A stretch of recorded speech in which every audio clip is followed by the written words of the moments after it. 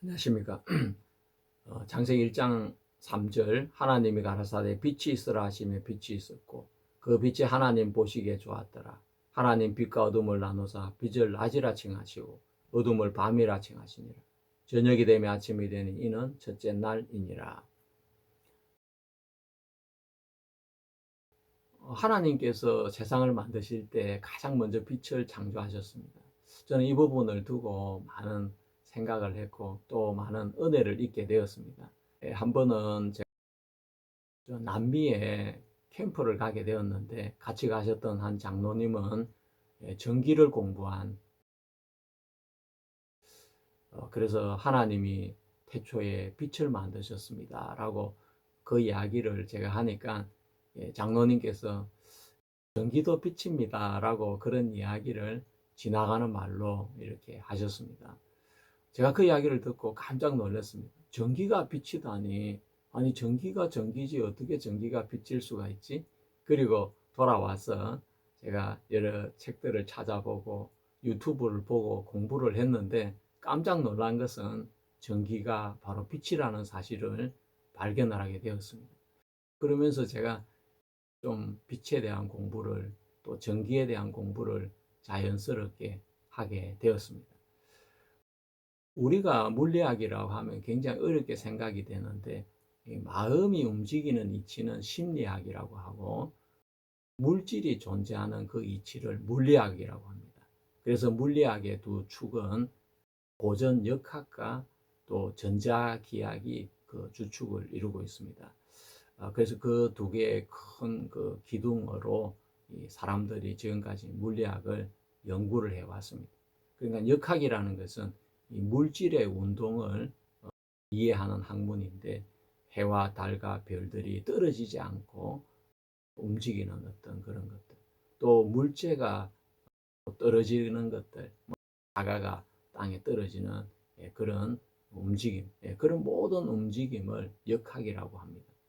그 대표적인 과학자로 뉴턴이라는 과학자가 있는데 이 아이작 뉴턴은 사과가 떨어지는 걸 쳐다보면서 결국 그 발견으로 인해서 이 지구와 또 달과 해와 이 별들이 서로 끌어당기고 있는 그 만류 인력을 그는 발견을 하게 되어집니다. 뿐만 아니라 인류의 발견 중에서 가장 위대한 발견은 이 전기의 발견이라고 할 수가 있겠습니다. 그 전기의 발견은 오랜 역사를 거쳐서 인류에게 영향을 남기게 되어집니다. 특별한 한 사람에 의해서 발견이 되었다기보다 인류는 오랫동안 이 전기라는 것이 존재한다는 것을 알게 되어지고 또 그 전기를 어떻게 하면 모을 수 있을까 그런 생각도 하게 되어지고 또 전기를 어떻게 생산해낼 수 있을까 그런 생각으로 점점 발전하면서 오늘날 우리가 사용할 수 있는 이런 전기가 대중화되게 되었던 것입니다.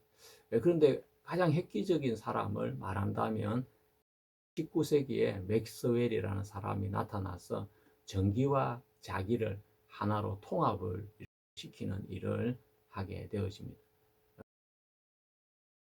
우리 인류가 생존하기 위해서 필요한 것들이 있는데 가장 중요한 건 물이라고 할 수 있습니다.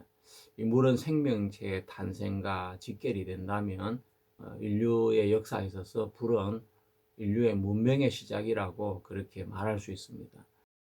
인간이 불을 다룰 수 있게 되면서 문명이라는 것이 시작이 되어집니다.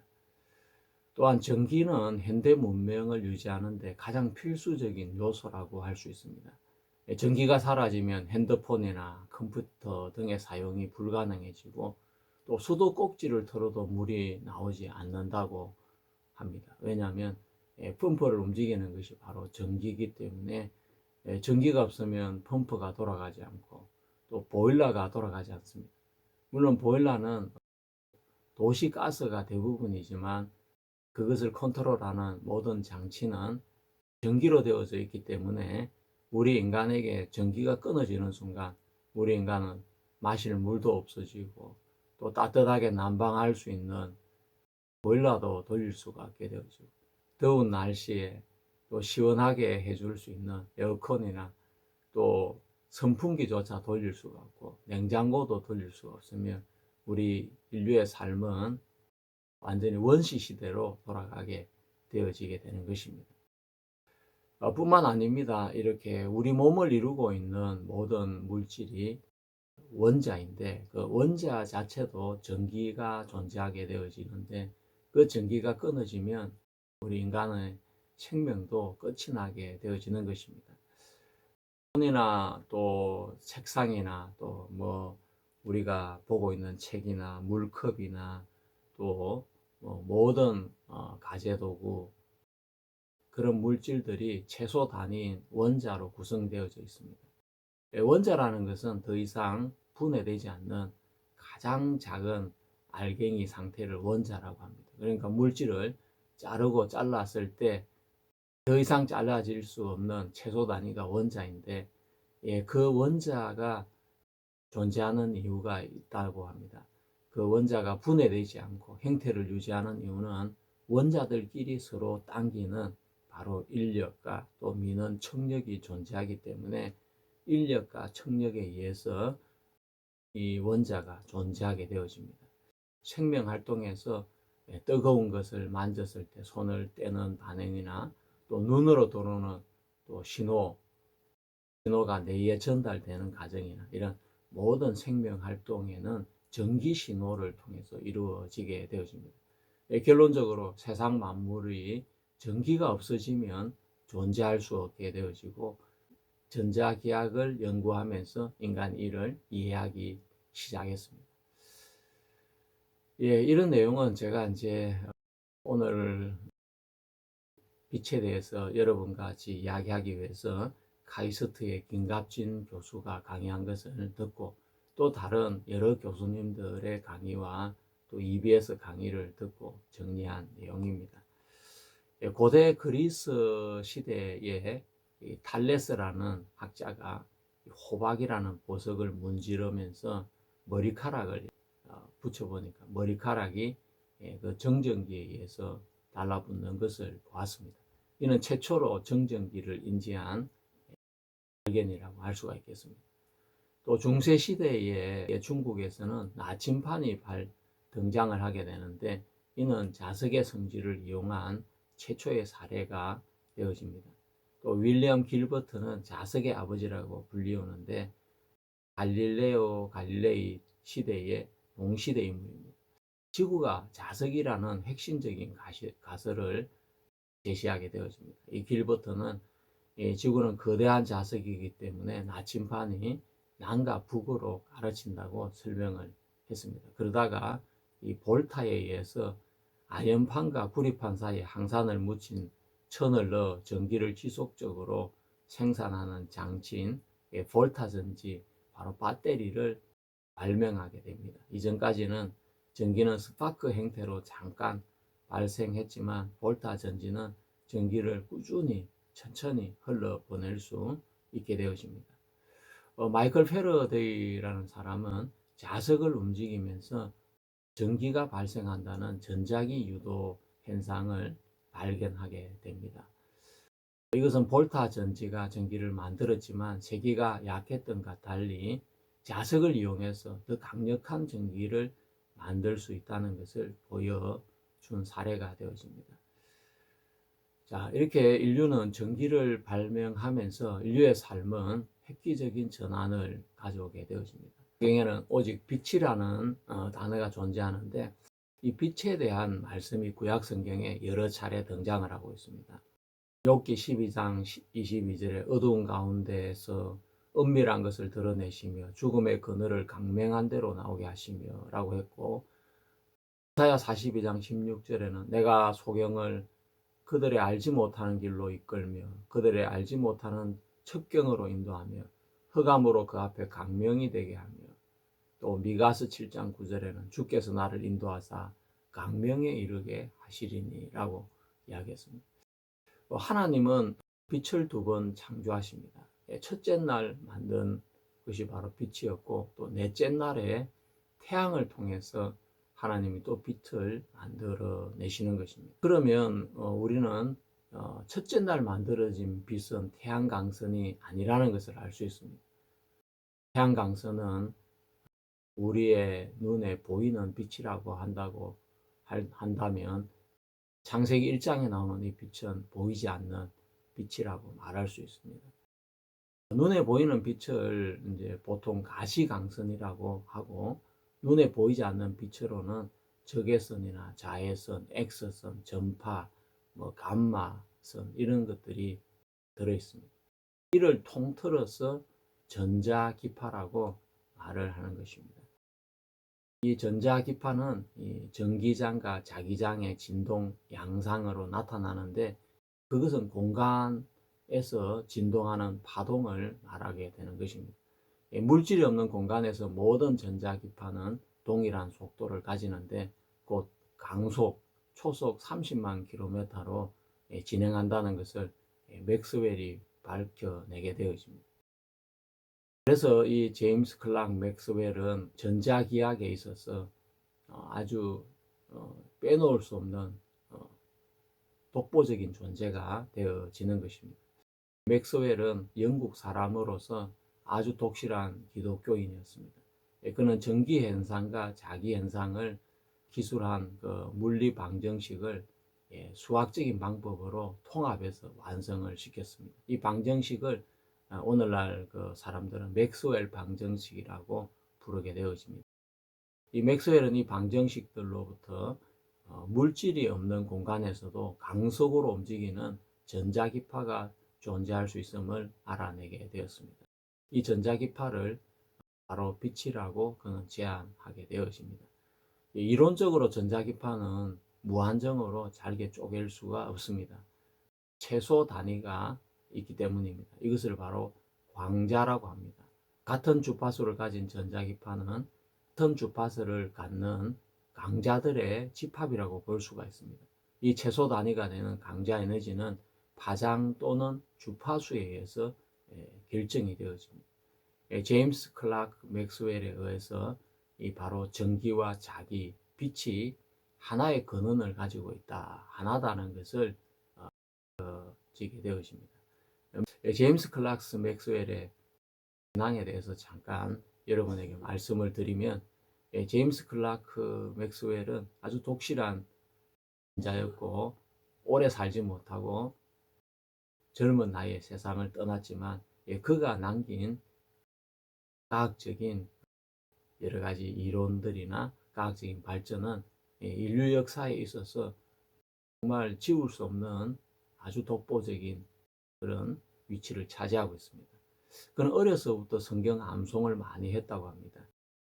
특히 전기 작가들이 맥스웰에 대해서 기록한 것을 읽어보면, 맥스웰은 어린 시절 시편 119편 전체를 암송할 정도로 성경을 많이 외웠다고 기록합니다. 또한 영국의 캠브리지 시절의 그 목사는 맥스웰이 말년에 이르러서 성경을 거의 통째로 알고 있었다고 증언하고 있습니다.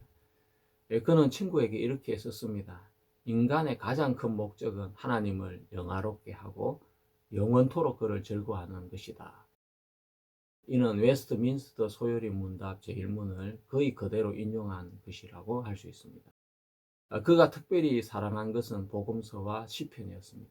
맥스웰의 편지들은 읽어보면 신학 체계보다 예수 그리스도 자신에게 관심이 집중이 되어 있습니다.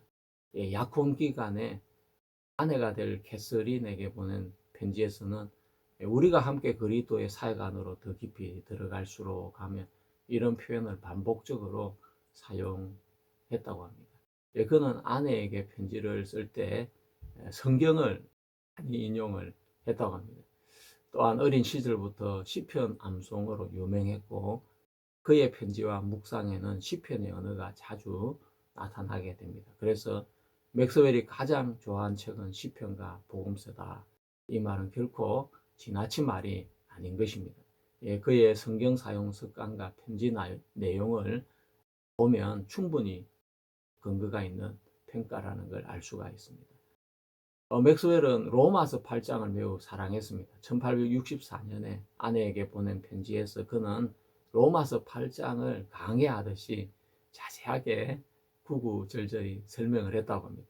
그는 로마서 8장의 핵심인 그리스도 형상을 닮아간다는 것이나 또 정죄가 없다는 것이나 또 하나님의 의나 소망을 길게 묵상을 하면서 그리스도 예수 안에 있는 자에게 결코 정죄함이 없다는 것을 로마서 8장의 논리로 전개를 했다고 합니다.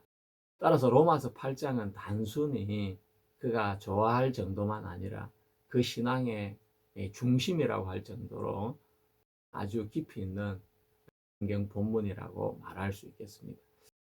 그는 죽기 전에도 그리스도를 의지했습니다.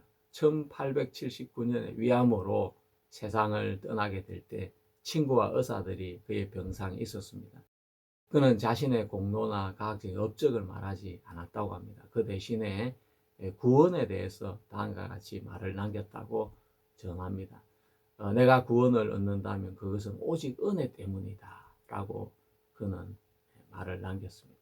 또한 임종할 무렵에 성경 말씀을 계속 인용을 하면서 위로를 얻었다고 합니다.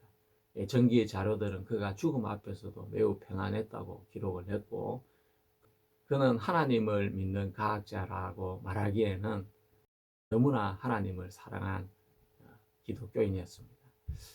그리스도를 사랑한 기독교인이 그러다 보니 우연히 역사상 가장 위대한 물리학자 중에 한 사람이 되었다. 이렇게 표현을 해야 적합한 표현이 된다고 할 수 있겠습니다. 카이스트의 김갑진 교수는 맥스웰 방정식과 또 빛의 탄생 원리는 물리학 역사상 가장 아름다운 발견 중의 하나라고 그렇게 말하고 있습니다. 전기와 자기가 어떻게 파동이 되고 그것이 어떻게 빛 자체가 되는지, 전기와 자기의 상호작용, 바로 맥스웰 방정식 중에 세 번째와 네 번째 법칙은 전기와 자기가 가만히 있지 않고 시간에 따라 변할 때 어떤 일이 일어나는지 바로 그것을 설명해 주고 있는데, 자기가 변하면 전기가 된다는 것입니다. 그것은 파동을 일으켜서 빛의 속도로 날아가게 되어지는데, 그것을 이용해서 인류는 전기를 보내게 되어지고 또 모르스 기호를 사용하게 되어지고 또 무선 전화를 사용하게 되어지고, 그러면서 우리가 오늘날 사용하는 이 스마트폰의 모든 그 기반이 맥스웰을 통해서 만들어지는 것을 볼 수가 있습니다. 패러데이도 영국 사람인데 그는 전자기학의 가장 핵심적인 법칙 중에 하나인 자기장의 변화가 전류를 만들어낸다는 바로 전자기 유도 현상을 발견한 사람이 패러데이라고 할 수 있습니다. 그는 하나님께서 이 세상을 만들으셨고 여러 신들이 만드는 것이 아니라 하나님 한 분이 만들었기 때문에 이 세상의 모든 만물은 일관된 법칙을 가지고 있다.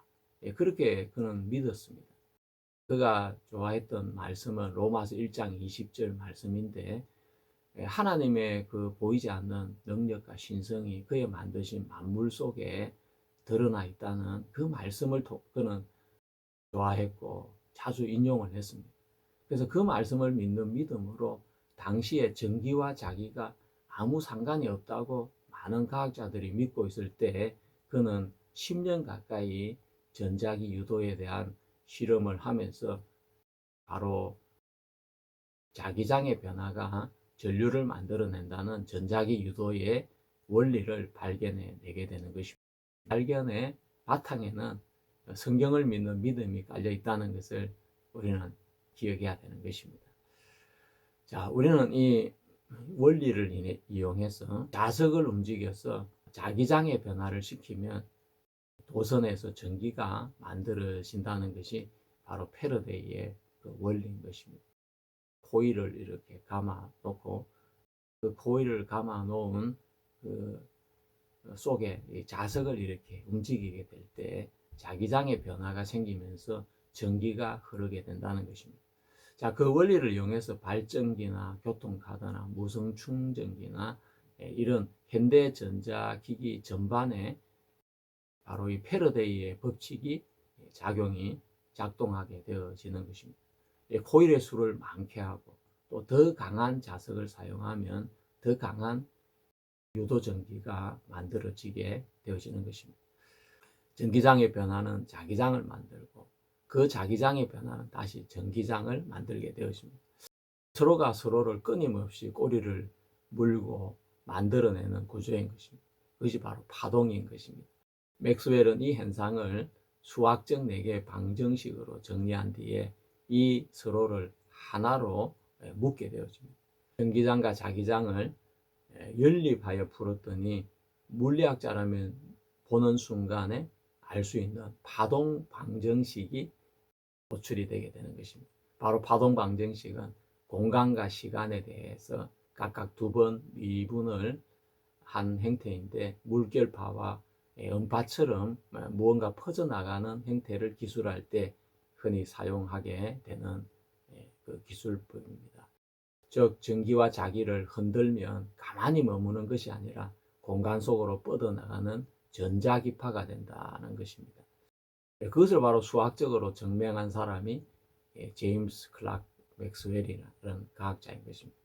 이 맥스웰은 수학적으로 유도된 이 전자기 파동이 과연 얼마나 빠른지를 계산을 해봤는데 파동의 속도는 수식에 포함된 우주의 원초적 상수값 진공의 투자율과 유전율들의 역수로 결정되는데 이 상수들을 대입해 계산한 속도가 놀랍게도 당시 인류가 측정했던 빛의 속도와 완벽하게 일치했다는 것입니다. 이 순간 맥스웰은 엄청난 깨달음을 얻게 되어집니다. 우리가 눈으로 보는 빛이 알고 보니까 전기장과 자기장이 공간을 향해 서로를 만들어 진동해 나가는 전자기 파동이었다는 것을 그는 발견하게 되어집니다. 그 전까지 인류에게는 전기나 자기, 그래 눈에 보이는 빛은 완전히 별개의 현상이었습니다. 하지만 맥스웰 방정식을 통해서 전기나 자기, 빛은 모두 근원이 같다는 거대한 통합이 이루어졌습니다. 오늘날 우리가 스마트폰으로 무선 통신을 하고 또 와이파이를 쓰고 전파를 이용할 수 있는 기술적인 토대는 모두 전기와 자기를 진동시키면 빛이 되어 날아간다는 바로 맥스웰의 그 방정식 발견 때문이라고 할 수가 있겠습니다. 전자기파의 종류에는 파장이 짧은 것부터 순서적으로 배열하면 감마선, X선, 자외선, 또 가시광선, 적외선, 마이크로파, 전파 등이 있습니다. 가시광선은 우리 눈으로 볼 수 있는 그 빛이라고 할 수가 있고 마이크로파는 위성항법에 사용이 되어지고 또 극초단파나 초단파는 TV와 FM 방송에 사용이 되어집니다. 단파는 지상 통신에 사용이 되고 중파는 FM 방송에 사용이 되어집니다. 인류가 전파를 활용함으로써 인류의 삶에는 엄청난 변화가 일어나게 되는 것을 볼 수 있습니다. 자, 예수님께서 이렇게 말씀하셨습니다. 예수께서 가라사대 내가 심판하러 이 세상에 왔으니 보지 못하는 자들은 보게 하고 보는 자들은 소경되게 하려 함이라 하시니 바리새인 중에 예수와 함께 있던 자들이 이 말씀을 듣고 가로되 우리도 소경인가? 예수께서 가라사대 너희가 소경되었다면 죄가 없으려니와 본다고 하니 너희 죄가 거저 있느니라. 예수 그리스도를 통해 구원을 받지 못한 사람들은 이 말씀을 읽어보면 그 마음에 빛이 없는 사람들인 것입니다. 빛이 없는 사람의 마음은 아무것도 분별할 수 없고 어둠으로 채워져 있는 어두운 가운데 있는 사람이라 할 수 있습니다. 사람이 어두운 밤에 아무것도 볼 수 없는 것은 눈이 없기 때문이 아닙니다. 바로 빛이 없기 때문에 그런 것입니다. 그런데 만약에 사람이 적외선 투시경을 쓰게 되어지면 움직이는 생명체를 열을 통해서 볼 수 있게 되어지는 것입니다. 이 적외선이라는 것은 열을 감지하는 빛이 적외선인 것입니다. 이 적외선이라는 새로운 빛으로 사물을 볼 수 있게 되었습니다. 렌트겐이나 키리 부인을 통해서 X선이 발견이 되어졌는데 그 X선은 사람의 몸속을 절개하지 않고도 그 X선을 통해 엑스레이를 통해서 사람 몸 안에 뭐 폐나 뼈나 이런 부분을 들여다볼 수 있는 것이 바로 X선인 것입니다. 그래서 요즘 배를 만드는 조선업에서는 그 그 용접 부위를 사람의 눈으로 확인하기가 불가능합니다. 그래서 X선을 비추어 보면 용접 부위에 실수로 용접이 안 된 그런 부분까지 다 찾아낼 수가 있게 되는 것입니다. 적외선이나 X선이란 이 빛 역시 존재하지만 우리 인간이 그 전까지는 그런 빛이 있는지조차도 몰랐는데 인류 문명이 발달하면서 눈에 보이지 않는 다양한 빛들이 존재한다는 것을 인간은 알게 되었습니다. 그것을 활용할 수 있는 기계를 만들면서 인간의 삶은 획기적으로 변화를 있게 되는 것입니다. 예수 그리스도께서는 이야기하셨습니다. 나는 세상의 빛이니 나를 따르는 자는 어둠에 다니지 아니하고 생명의 빛을 얻으리라 라고 말씀하셨습니다. 간음중에 잡힌 여자를 예수님은 용서하신 후에 그 말씀을 이렇게 하셨습니다. 결국 그리스도가 마음에 없는 사람은 빛이 없기 때문에 영적인 세계가 암흑 세계처럼 펼쳐질 수밖에 없습니다. 그래서 그런 사람들은 하나님이 없다. 하나님이 어디 계시노? 기도한다고 하나님이 어떻게 기도를 들어주시노? 하나님이 무슨 세상을 만드셨나? 그렇게 말할 수밖에 없는 것은 바로 그들이 영적인 암흑 세계에 존재하기 때문에 하나님을 전혀 알 수도 없고 볼 수도 없고 느낄 수도 없기 때문에 그렇습니다. 인간이 이 양자역학이 발전하면서 이 물질은 원자와 전자로 구성이 되어져 있고 그 사이는 텅텅 비어 있다는 것을 인간들이 알게 되었습니다. 원자 안에 원자 핵이 존재하고 있고 그 핵 주위를 전자들이 돌고 있다는 것을 과학자들이 알아내게 되었습니다. 그러면 원자라는 것은 얼마나 작은 크기일까요?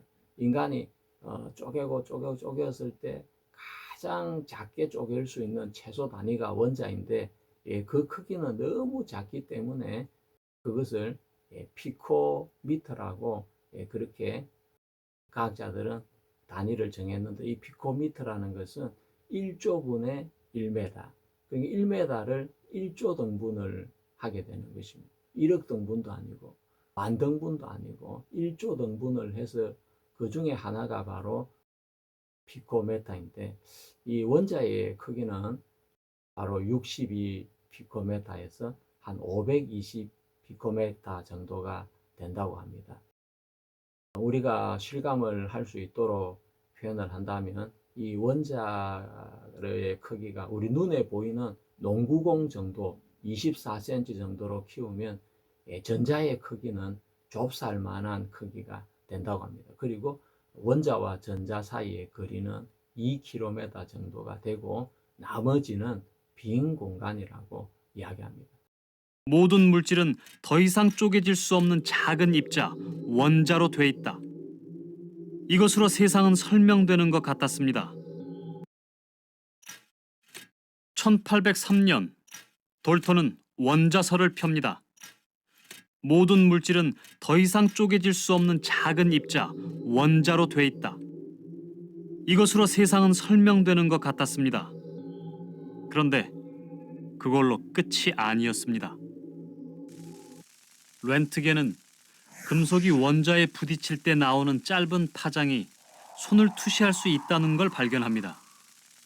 원자는 자꾸 신비한 현상을 일으켰죠. 퀴리 부인은 원자 안에서 엄청난 에너지가 계속 나오는 걸 발견합니다.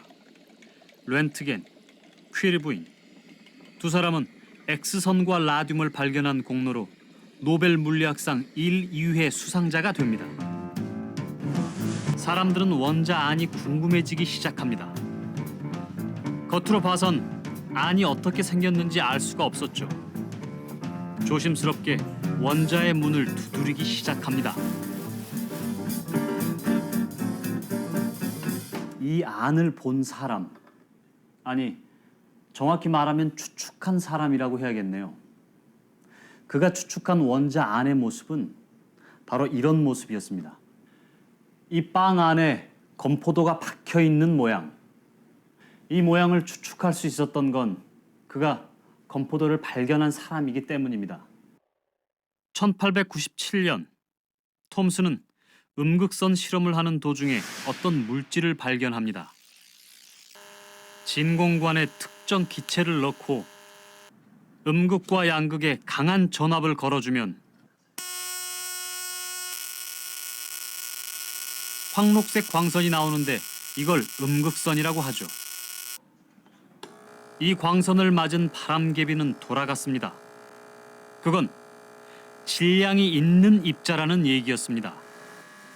또 자기장을 걸어주면 특정 방향으로 움직였습니다. 톰슨이 이 입자의 존재를 밝혀냈죠. 당시 사람들은 전기가 흐르는 건 알아도 무엇이 흘러서 전기적인 현상을 일으키는지는 몰랐습니다. 바로 이 전자였습니다. 전자는 원자 안에 건포도처럼 박혀 있다고 생각합니다. 원자는 중성입니다. 그러니 양성자가 있어야 합니다. 어디에 있을까요? 이것이 톰슨이 생각한 원자 모델입니다. 이후 전자는 문명을 지배합니다. 톰슨이 원자 속의 전자를 처음 발견했을 땐 사실 어둠 속에서 문고리를 잡은 것이었습니다. 원자 세계의 불을 밝힌 건 톰슨을 찾아온 한 뉴질랜드 청년입니다. 그의 이름은 어니스트 러더퍼드. 그의 학생들은 지금 2년 동안 같은 실험을 하는 중입니다. 알파 입자가 얇은 금박지를 통과하는 실험입니다.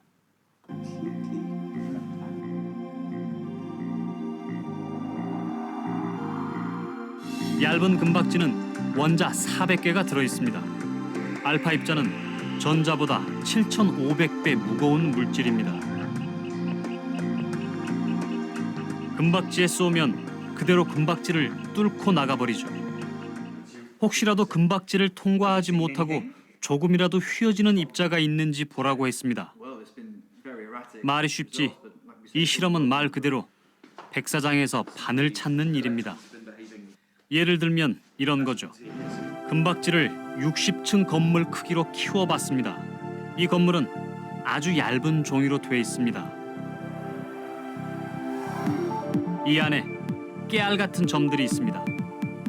톰슨이 발견한 전자죠. 전자를 맞춰볼까요?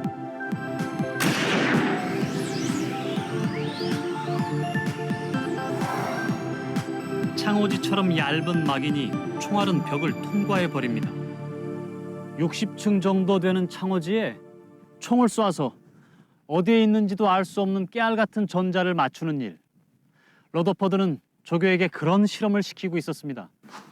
2년이 다 돼갈 때 튕겨져 나온 알파 입자를 발견합니다. 8,000분의 1의 확률이었죠.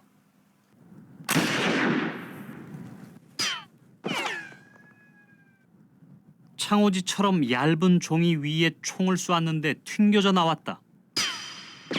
전자에 맞았으면 이렇게나 크게 튀어나올 리는 없었죠. 이것은 총알도 뚫지 못하는 어떤 단단한 물체가 창호지 안에 있다는 말입니다. 원자가 있습니다. 이 안에 이게 뭘까? 1년 넘게 생각했습니다. 러더퍼드는 양의 성질을 가진 입자, 원자 핵이라고 생각하죠. 그렇다면 전자는 어떻게 있을까? 원자 핵 주변을 돌고 있습니다. 태양이 지구를 붙잡아 두는 힘이 원자 핵과 전자 사이에도 존재한다. 그러려면 지구가 도는 것처럼 전자도 돌아야 했습니다. 러더퍼드의 원자 모형은 태양계와 닮았습니다. 여기는 원자 안입니다. 러더퍼드가 발견한 원자 핵을 보기 위해 원자 크기를 운동장만하게 키워봤습니다. 원자가 이 운동장만한 크기라면 러더퍼드가 발견한 원자 핵의 크기는 어떨까요? 바로 이 구슬만한 크기입니다. 그리고 저기 전자가 있습니다.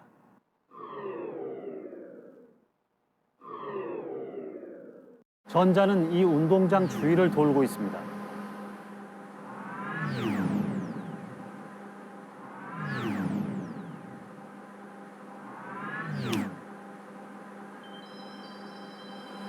전자는 원자 핵보다 훨씬 작습니다.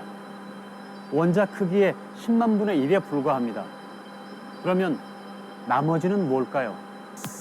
진공입니다.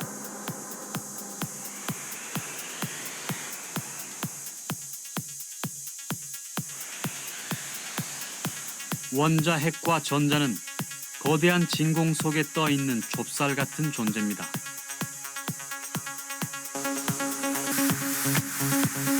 사람의 몸도 원자로 이루어졌습니다. 만약 인간의 몸에서 진공을 빼면 어떻게 될까요?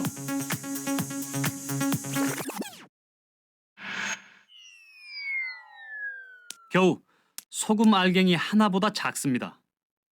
만약 지구 전체 60억 인구에서 진공을 빼면 어떻게 될까요?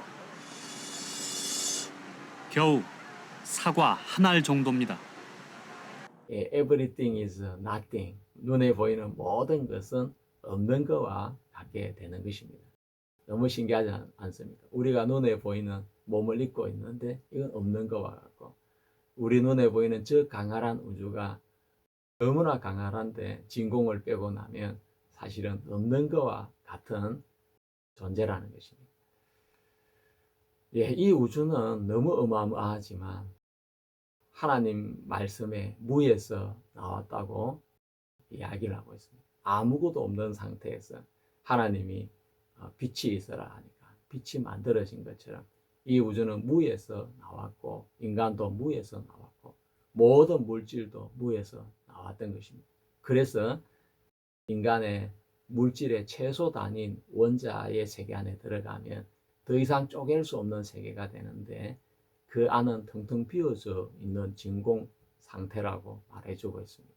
그리고 또 1864년에 전자기장에 관한 역학 이론을 발표한 맥스웰 이론을 바탕으로 물리학의 또 거대한 산맥을 이루고 있는 아인슈타인은 빛이 전기와 자기의 파동으로 끊임없이 전진하는 빛의 성질을 연구하면서 그는 강전 효과나 브라운 운동이나 특수 상대성 이론, 또 질량과 에너지의 등가성, E=mc 자성에 대한 논문을 발표하게 되어집니다.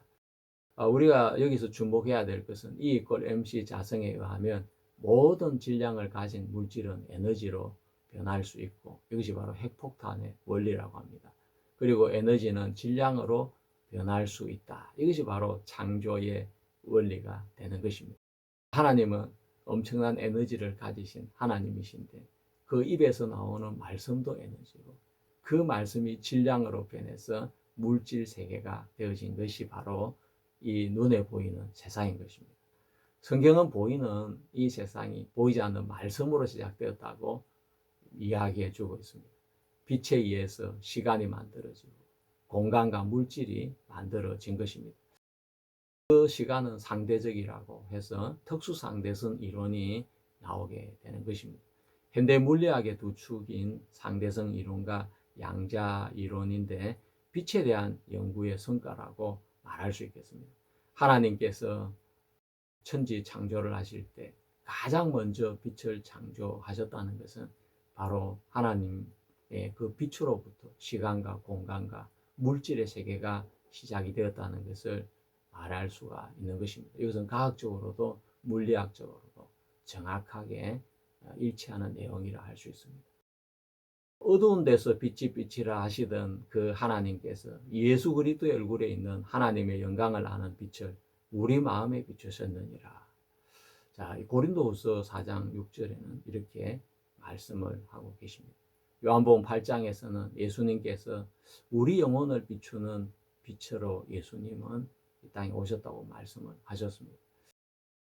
세상이 만들어질 때 빛이 시작이 되어서 그 빛으로 말미암아 시간과 공간과 물질의 세계가 만들어진 것처럼 우리의 마음속에도 하나님의 빛이 먼저 비치면서 마음에 어둡고 혼돈하고 공허하고 어둠이 깊음 위에 있던 이 마음에 새로운 하나님의 세계가 창조되어져 나가는 것을 볼 수가 있는 것입니다.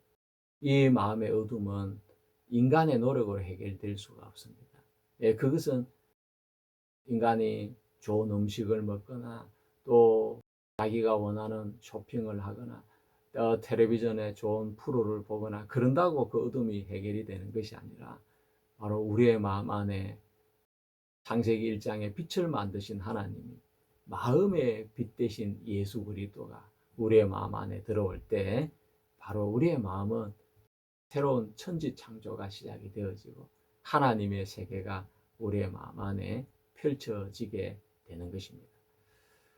예, 오늘 여러분들이 좀 머리가 아팠을 수 있는데 그렇지만 물리학이 이야기하고 있는 것은 바로 빛으로부터 시간과 공간과 모든 물질이 만들어졌다는 것을 물리학은 이야기해 주고 있는 것입니다. 여러분 감사합니다. 또 이어서 다음 시간에 말씀을 이어가도록 하겠습니다.